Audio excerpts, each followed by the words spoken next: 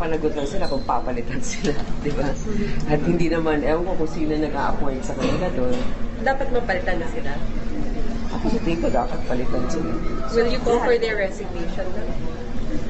I would call, you know what, the most important thing is the composition has to be according to how that law was actually intended. Dapat talaga merong engineer doon. A technical expert who understands the situation because if they're all lawyers, wala silang gagawin kundi puro mga legal na mga bagay lang pero hindi yung mga technical na makakaapekto sa daloy ng tubig. Ako, malaking pagkukulang ng MWSS dahil hindi nila nakita ito.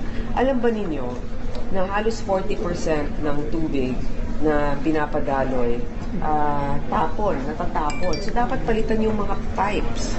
Diba? Eh, sino magdidiin doon? Hindi ba Manila MWSS? So,